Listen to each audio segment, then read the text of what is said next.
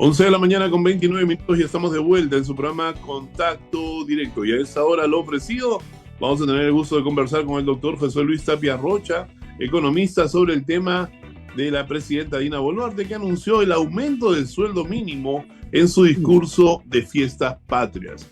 Doctor Tapia Rocha, mi gerente está preocupado. ¿Cómo puede ser esto? Dice que la señora esté ofreciendo cosas que muchos empresarios no están dispuestos pues a asumir. ¿Cómo está? Muy buenos días. Bienvenido a Contacto. Muy buenos días, Adolfo. Sí, bueno, se veía venir. En realidad ya estaba esto conversado desde el año pasado. Se ha reactivado el Consejo Nacional del Trabajo, lo cual significa que ya está en actividades para encontrar la fórmula ideal. Dice, ellos van a encontrar una fórmula para saber cuándo se debe incrementar el sueldo mínimo. Y cuando se institucionalice esa fórmula, recién van a saber cuánto es el sueldo, cuánto va a subir. Ahorita está en 1025 y es posible que suba más de 1100 de acuerdo a la inflación y la productividad, ¿no? Ahora, el más preocupado de todo esto no es mi gerente, sino es el ministro de Economía, que hoy día lo he visto en la mañana como que duditativo de no saber pues dónde sacar el dinero. Dice que nuestras arcas cada vez se ven más vacías.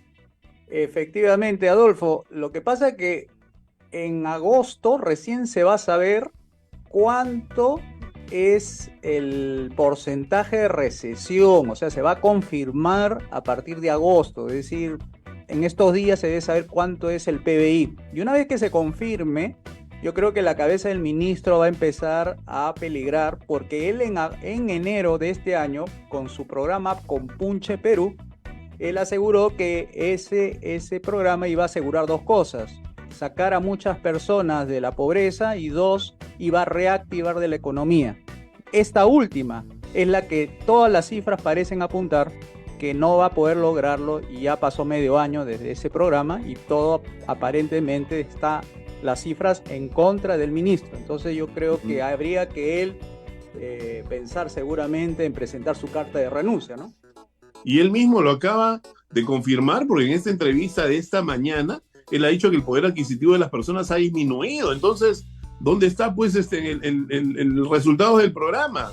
O sea, ahora, en el tema económico que tocó la presidenta Dina Boluarte en el discurso, ¿cómo puede ser posible que se dé y se proponga o se decrete un aumento de sueldo mínimo me refiero, cuando el ministro no está seguro de ello? Por muy Consejo Nacional del Trabajo que exista, no ha de ser la persona más indicada a poder ponerle un like a esa propuesta el ministro de Economía. ¿Por qué se anuncia algo que el ministro de Economía hoy no está en la capacidad de poder asegurar? Porque él, como yo, seguramente, digo, él como yo, pensará que al subir el sueldo mínimo va a informalizar más las empresas. Me refiero a las microempresas, a ese 98% del total de empresas que no pueden cubrir un sueldo mínimo. Él, como yo, sabe que eso no va a ayudar a formalizar y más bien va a contribuir a la caída de la recaudación tributaria, que ya sería el sexto mes de caída sucesiva de la recaudación que hace la SUNAT. Entonces él piensa que eso no va a contribuir a su credibilidad y menos a la confianza de las empresas, ¿no?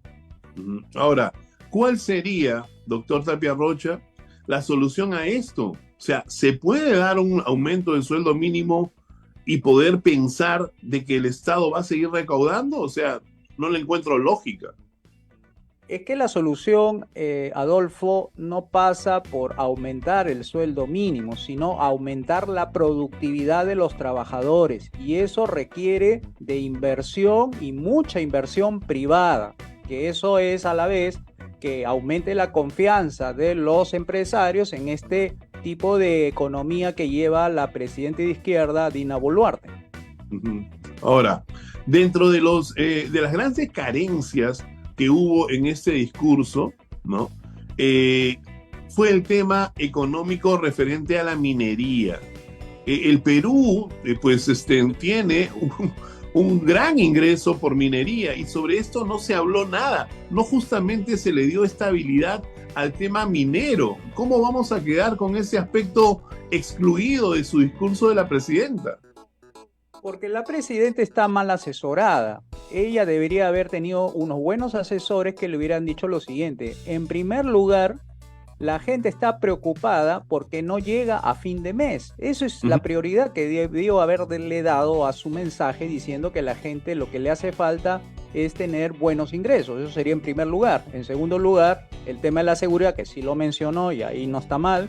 Y la tercera, cómo crear fuentes de empleo, pero no a través del Estado, sino a través del mercado o la inversión privada. Si hubiese tenido esas tres prioridades, urgencias y objetivos de su mensaje, yo creo que la gente lo hubiera respaldado. Pero la señora, como el ministro, pues proceden del sector estatal, y el sector estatal es rígido, no entiende lo que sucede en el mercado, cuáles son las prioridades de los que invierten, de los que buscan empleo. Entonces se pierden en una serie de datos macros que no aterriza en las prioridades de las personas común y corriente, ¿no? Sobre el tema de inversión, de que venga la inversión a este país, el día de hoy, el diario Correo habla sobre que los serronistas, refiriéndose justamente al partido de izquierda Perú Libre, no renuncian a la Constitución, y lo pone en un gran titular. Yo decía al momento de leer los titulares de que estas son las cosas que generan desestabilidad en el Estado, en el gobierno, en la sensación país hacia el mundo, y que evitan o no permiten las inversiones de fuera. Es correcto. Mientras no exista una oposición con una agenda que haga contrapeso a la otra agenda de la izquierda va a seguir metiendo goles a favor de su constitución. Ellos no van a renunciar, Adolfo. Los de la izquierda nunca renuncian a su agenda. ¿Por qué crees el triunfo de la izquierda en la imposición de sus políticas públicas con esto del sueldo mínimo, que es antiliberal, antimercado? Entonces, lo que tiene que hacer la derecha, una derecha verdadera, no la que tenemos ahora, es que justamente ponga en agenda, por ejemplo, lo que venimos nosotros desde el instituto, las 5 reformas liberales. A ver, que responda la izquierda, que respondan los serronistas sobre esa propuesta que es mucho más efectiva que su propuesta de asamblea, que va a mantener a un año al Perú en vilo sin saber qué reglas de juego van a venir. A ver, que respondan eso la izquierda frente a las 5 reformas, a ver qué pueden decir ellos, ¿no? Exacto, eso sería bastante importante. Estaba yo revisando justamente parte del discurso, ¿no? Y veía, ¿no?, de que la presidenta había dicho que, bueno, que el tema del sueldo mínimo se va a revisar para poder darlo lo antes posible, pero no aseguró tampoco al 100%. Y esto va a generar una sensación, pues, de sazón en la población, y esas son justamente las cosas que motivan a que los pueblos y las personas menos privilegiadas, económicamente hablando, se levanten, ¿no?, y estén generando estas tomas de Lima y estas situaciones de inestabilidad en nuestro país. Esto es lamentable porque al final no sé si es que la presidenta está jugando a favor del país, ¿no?, o le ha quitado la banda blanca y solamente tiene una camiseta roja para la que está jugando desde hace buen tiempo. Hay que decirle la verdad a las personas, que el sueldo mínimo no va a ser la solución, más bien va a hacer perder más oportunidades de empleo a sus hijos. Cada vez que sube el sueldo mínimo, se va cerrando la posibilidad que un joven que sale del colegio encuentre empleo, porque los empresarios, los que se dedican a buscar talentos, no va a buscar a alguien que esté debajo del sueldo mínimo, va a buscar a alguien que esté valorado por encima del sueldo mínimo. Un chico que sale del colegio y valoran su aporte dentro de la empresa es casi cero. Entonces viene a ser como un costo de entrenamiento previo para adecuarlo a los objetivos de la empresa. Según lo que me cuentan amigos empresarios, que cuando hacen la valoración, ¿cuántos vale laboralmente el trabajo de un recién salido del colegio? Dice que apenas llega a los 632 soles. Y eso está poco debajo, en el doble, casi el doble de lo que ahorita se está pagando. Entonces, ¿qué hacen los empresarios? No buscan jóvenes que recién salen del colegio, buscan a los jóvenes que recién salen de las universidades. A ellos sí los van a contratar porque tienen más oportunidades, pero a los jóvenes que ni estudian ni trabajan, a ellos no le va a llegar la medida del sueldo mínimo. Por tanto, cuando le pregunten al padre de familia, ¿qué prefiere usted? ¿Que le aumenten el sueldo mínimo o que su hijo no encuentre trabajo? ¿qué va a responder el padre? El padre va a decir, no, prefiero que mi hijo encuentre trabajo porque sabe que va a ayudar a la familia a que la canasta familiar se pueda cubrir en la demanda que ellos están buscando. Eso Aunque es responsable. aunque ese trabajo, doctor, va a ser subvalorado. O sea, no va a encontrar un trabajo pues de sueldo mínimo, ni siquiera el actual. O sea, va a encontrar un trabajo subvalorado porque la realidad es que si es que se impone un nuevo sueldo mínimo, más empresas van a empezar a tomar personas por menos sueldos. Y ya sabemos que acá tenemos una gran competencia para los jóvenes que son los ciudadanos extranjeros que ganan medio sueldo mínimo y con eso sobreviven. Sí, por eso te digo, no va a poder formalizarse las empresas pequeñitas, porque con ese tipo de valla que le ponen que para tener un trabajador tiene que pagar de 1.025 para arriba, va a tener que contratar a los que valen más de 1.025. No van a contratar a los que valen menos, porque ellos quieren productividad y la productividad se lo dan los trabajadores que tienen capacitación ya previa, ¿no?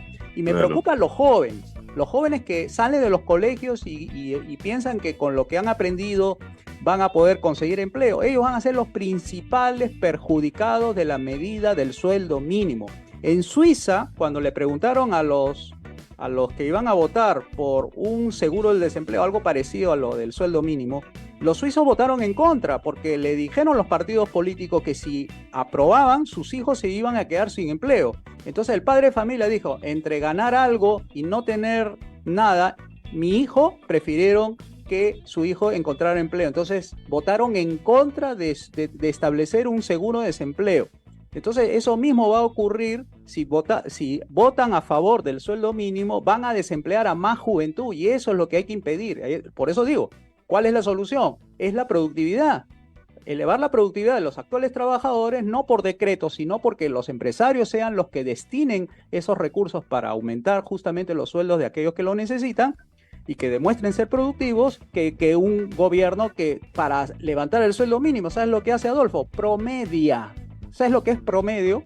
Poner a los que son más productivos con los que son menos productivos. Como si el precio en la economía fuese uniforme. Como tú bien sabes, el precio del pollo varía en San Isidro como en San Juan del Lurigancho y así mismo en Pachacamac con Independencia. O sea, no puede haber un solo precio en la economía y eso es lo que está haciendo peligrar la formalidad, que exista un solo sueldo mínimo para todos y eso es totalmente contraproducente contra la juventud.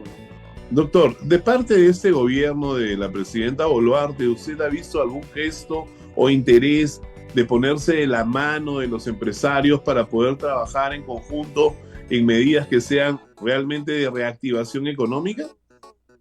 Mira, personalmente yo no creo que deba hacer eso la empresaria, sentarse con los empresarios, porque ya sabemos qué pasa cuando se sientan con los empresarios, salen medidas a favor de ellos y no como debería ser a favor del mercado. O sea, el gobierno tendría que ser pro mercado, no pro empresa, porque si no va a mandar una mala señal y va a decir que este gobierno es de derecha y que este gobierno es de las grandes empresas y que se olvida del pueblo. Yo creo que debería ser medidas neutrales, es decir, abrir los mercados, privatizar, desregular, abrir la cancha para que la inversión privada de todas partes del mundo pueda llegar, bajar los impuestos, bajar al tamaño del Estado para que se dinamice la economía y encuentre la gente empleo y sus ingresos les alcance para que la inflación baje.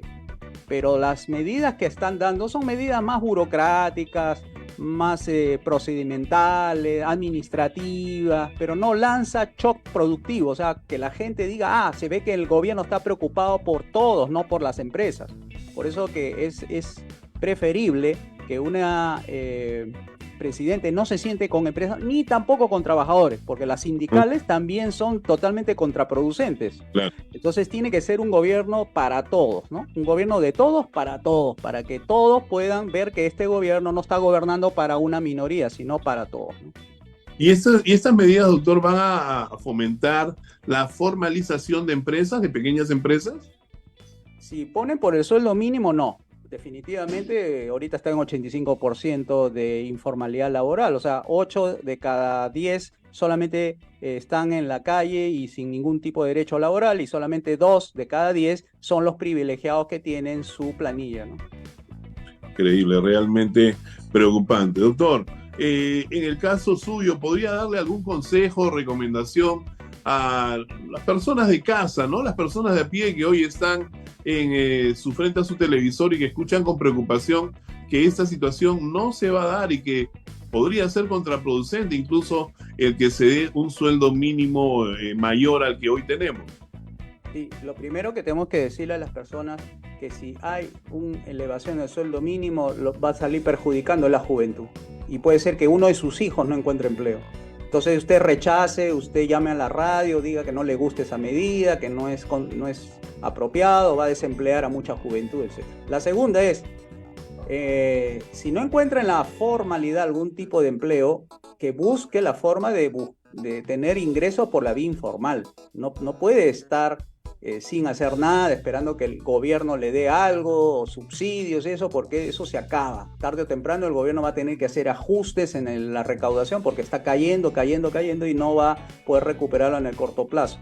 Entonces, que si hay alguna manera de que pueda encontrar empleo, aunque sea siendo intermediario, por ejemplo, de una tienda que saque polos y se ponga a vender a la calle, y que esas personas que compran en la calle, que obviamente no le va a pedir factura, ni mucho menos, le venda lo más barato posible, vuelve a vender los polos que ya se les acabó y vuelve a venderlos. Esa es la forma más fácil.